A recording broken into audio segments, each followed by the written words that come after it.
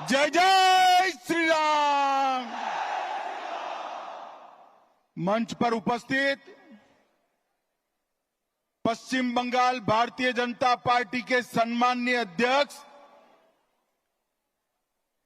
श्रीमान सुकांतो मजमूदार जी,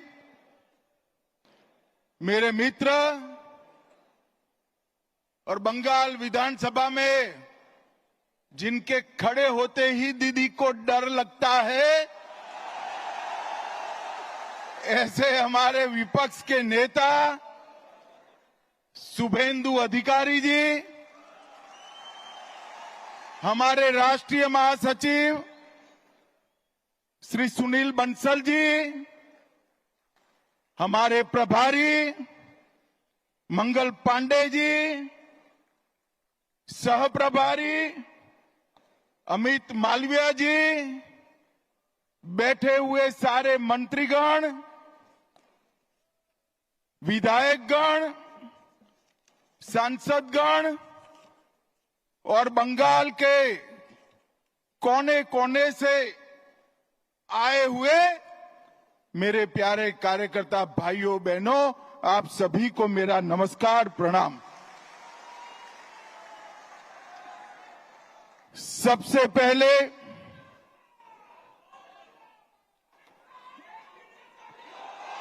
अरे अब सुनो भाई सुनो, जिंदाबाद जरूर करना है। 26 में हमारे मुख्यमंत्री की शपथ के बाद करना है। बहनों, सबसे पहले मैं श्री कालीघाट मंदिर, श्री श्री 108 करुणामयी काली माता मंदिर और दक्षिणेश्वर काली मंदिर को प्रणाम कर कर मेरी बात की शुरुआत करना चाहता हूं। मैं जब ये बंगाल की वीर भूमि पर, संस्कार भूमि पर आया हूं, तब कवि गुरु टैगोर जी, स्वामी विवेकानंद जी, रामकृष्ण परमहंस जी, नेताजी सुभाष चंद्र बोस और हमारी पार्टी के स्थापक स्वर्गीय श्यामा प्रसाद मुखर्जी को प्रणाम कर कर मेरी बात की शुरुआत करता हूं। वंदे मातरम के रचयिता महान बंकिम चंद्र चट्टोपाध्याय की ये भूमि, जिस भूमि ने सालों तक पूरे भारत का मार्गदर्शन करने का काम किया, चाहे ज्ञान हो, विज्ञान हो, धर्म हो, स्वतंत्रता संग्राम हो, हर क्षेत्र में सालों तक बंगाल ने भारत का नेतृत्व करा।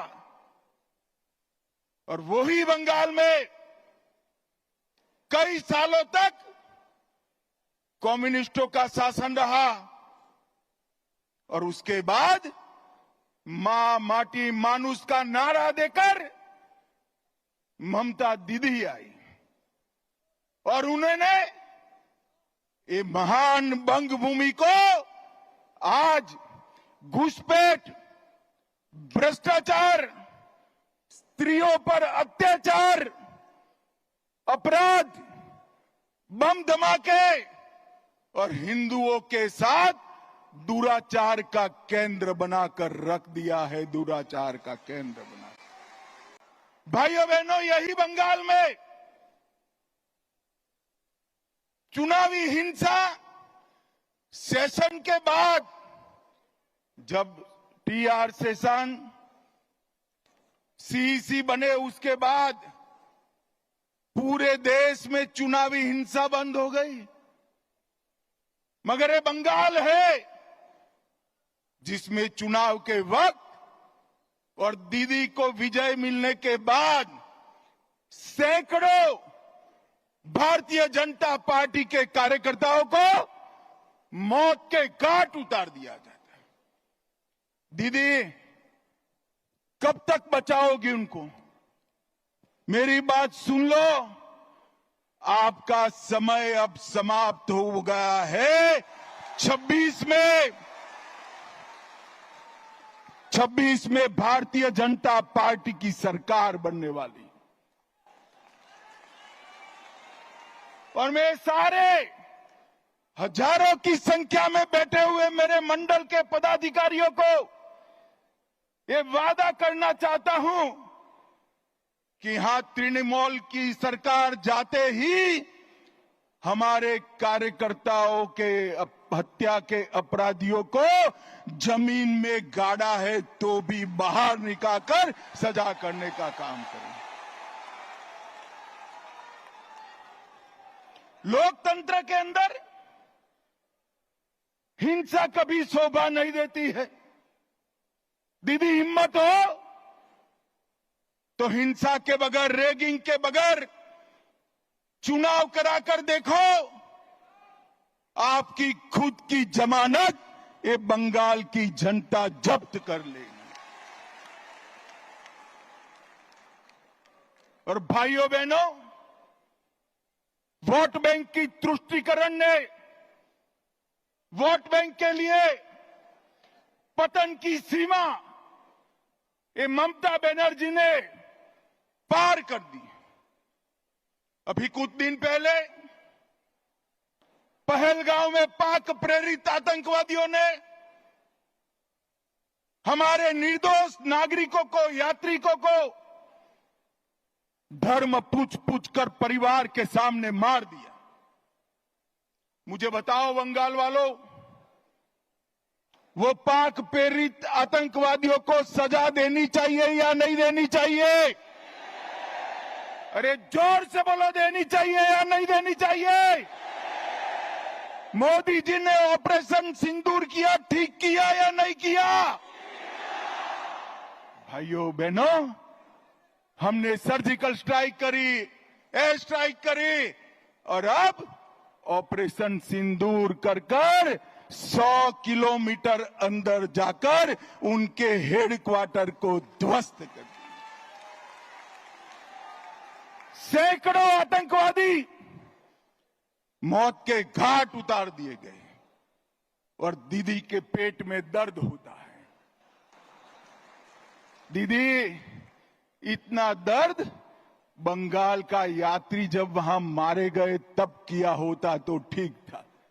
उस वक्त कुछ नहीं बोला, और मोदी जी ऑपरेशन सिंदूर कर यहां आए तो एक घटिया सा राजनीतिक बयान देकर ऑपरेशन सिंदूर का विरोध किया। मैं आज ममता दीदी को कहने आया हूं, आपने ऑपरेशन सिंदूर का विरोध नहीं किया। आपने इस देश की करोड़ों माताओं बहनों की भावनाओं के साथ खिलवाड़ किया है, खिलवाड़ किया।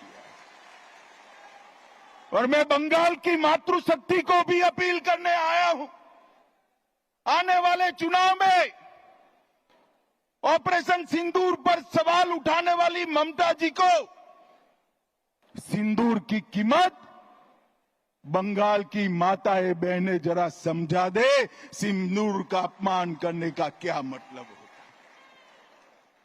भाइयों बहनों, 1990 से ये देश आतंकवाद झेलता है।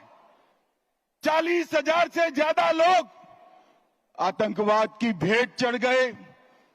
ये कांग्रेस की सरकारें, यूपीए की सरकारें, इंडिया अलायंस की सरकारें, जिसमें ममता बनर्जी भी मंत्री थी, कुछ नहीं करती थी। नरेंद्र मोदी सरकार आने के बाद गोली का जवाब गोले से देने की शुरुआत नरेंद्र मोदी। और ममता जी, आप जितना पक्ष लेना है उतना पाक प्रेरित आतंकवादियों का पक्ष ले लो। मैं बताकर जाता हूं, ये नरेंद्र मोदी सरकार है, ये भारतीय जनता पार्टी की सरकार है। ऑपरेशन सिंदूर समाप्त नहीं हुआ है। अब कोई भी हिमाकत करेगा तो उसको उतनी ही मजबूती के साथ जवाब देने का काम नरेंद्र मोदी जी करेंगे।